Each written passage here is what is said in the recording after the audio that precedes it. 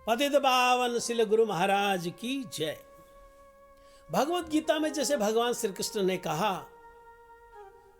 कि ना माम दुष्कृति न मूढ़ा प्रपद्यन्ते नराधमा, जो दुष्कृतिशाली हैं, जो नराधम है, मेरा कभी भजन नहीं करते हैं। यानी कि अगर हम भगवान का भजन करना चाहते हैं, जो दुष्कृतियां हैं, जो पाप कर्म हैं, वो हमको छोड़ने पड़ेंगे। पापों के प्रभाव से हमारा चित्त कलुषित हो जाता है और हमको अध्यात्म का कुछ भी नजर नहीं आता है। सुकृतिमान जिन्होंने अच्छे अच्छे कार्य किए हैं, भगवत भक्ति के कार्य, चाहे जान से अनजान से पिछले जन्मों में या इसी जन्म में जो अब तक लाइफ जो गुजर चुकी है उसमें किए हैं, वो भगवान की तरफ अग्रसर होते हैं। आज इस चर्चा को, आज के इस अनुकीर्तन कार्यक्रम में हम हिज डिवाइन ग्रेस शिला भक्ति वल्लभ तीर्थ गोसाई महाराज जी के मुखारविंद से श्रवण करेंगे। कष्ट होने से भगवान का भजन करेगा ऐसा नहीं। जिनका सुकृति है वो भजन करेगा, तो उसकी दिशा में कभी भजन नहीं करता है। तो ये जो ज्ञान है भगवत गीता का, न माम दुष्कृत्य न मूढ़ा प्रपद्यन्ते नराधमा, इस ज्ञान की चर्चा जब गुरु महाराज जी ने करी तो साथ ही साथ उन्होंने बताया कि दुष्कृतिशाली जो पापी व्यक्ति है वो भजन नहीं कर सकता जब तक उसका प्रभाव, दुष्प्रभाव हमारे जीवन में रहता है।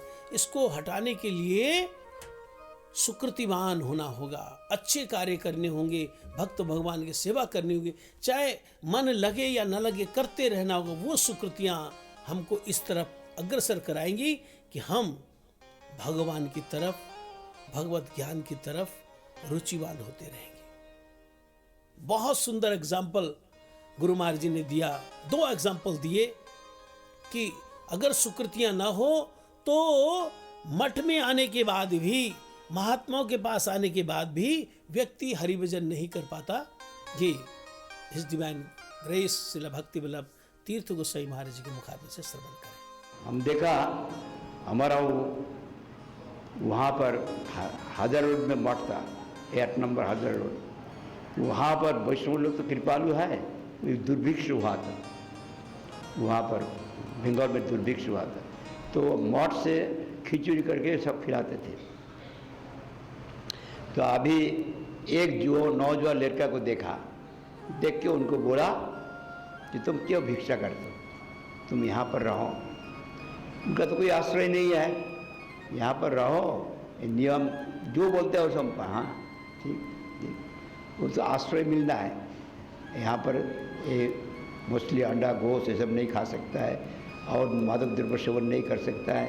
ऐसा प्रसाद सेवा करो, जो प्याज लहसुन ये सब नहीं खा सकता है, और यहाँ पर हरिनाम करो, जो बोलते हैं हाँ हाँ हाँ। तो उनको ले लिया। वो लेके 2-3 महीने का बाद वो बस शरीर पुष्ट हो गया उनका। तो हर रोज हरि कथा में बैठना, वो हरि कथा में बैठता नहीं। खाने का वक्त आया था, तो तुम हरि भजन करने के लिए आए हो, क्यों हरि कथा में बैठते नहीं? हरि कथा में बैठने से हमारे शरीर में दर्द होता है, अच्छा नहीं लगता है। प्रसाद दो, अच्छा अच्छा प्रसाद है तो बात नहीं। धीरे धीरे धीरे धीरे वो छोड़ के दूसरा कोई जगह नौकरी लेके भाग गया।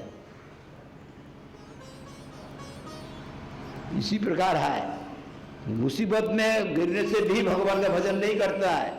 और कोई ऐसा किया चैतन्य मठ में, उनको स्थान दिया, सब कुछ दिया, वो बिस्तर लिया, वहाँ का बॉल घोड़ी लेके चोरी करके भाग गया, भजन हो गया।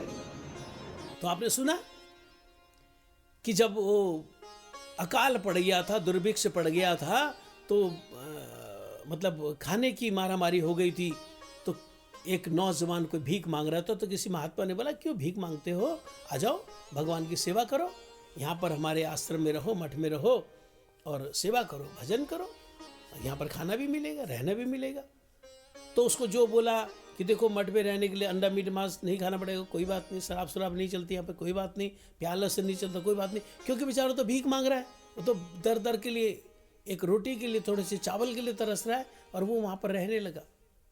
रहने तो ठीक है, रहने लगा, लेकिन उसको ये हरि कथा अच्छी नहीं लगती। हमने सुना कि महात्मा लोग जो उसको बोलते, भाई तुम यहाँ पर रहते हो, तुम बाहर बाहर घूमते रहते हो, खाना तो खाते हो, बाहर बाहर घूमते रहते हो, यहाँ पर हरि भजन करने के लिए तुम आए हो, हरि कथा में बैठो। वो कहते हरि कथा सुनने से मेरे सिर में दर्द होता है। देखो, और जब शरीर थोड़ा सा पुष्ट हुआ, मठ में आने जाने वालों के साथ थोड़ी जान पहचान होगी, तो किसी से उसने वो जुगाड़ बिठाया, किसी यहाँ जॉब करने लगा, मठ छोड़ के चला गया। मतलब सुकृति अगर नहीं है ना, तो व्यक्ति ऐसी जगह पर आकर भी भजन नहीं कर पाता है। एक और उन्होंने बताया, ये तो थी हाजरा रोड कोलकाता की बात।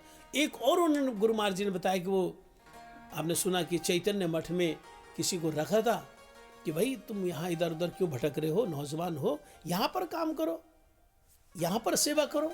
इतनी सारी सेवाएं हैं, खेती की सेवाएं हैं, सफाई की सेवाएं हैं, पढ़ाई लिखाई की सेवा, जिस तरह की सेवा तुम कर सकते करो।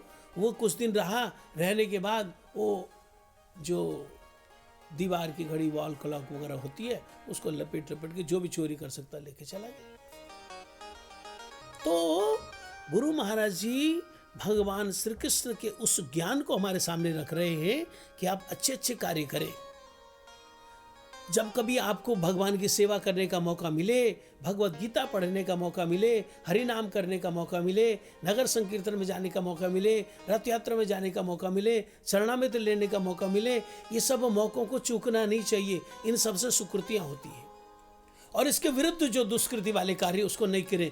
अगर आप दुष्कृतियां आपकी ज्यादा हो जाएंगी तो आप भगवत भक्ति नहीं कर सकते। सुकृतियां कमाइए और भगवत भजन कीजिए। आज के अनुकीर्तन में इतना ही। आप सबको हरे कृष्ण।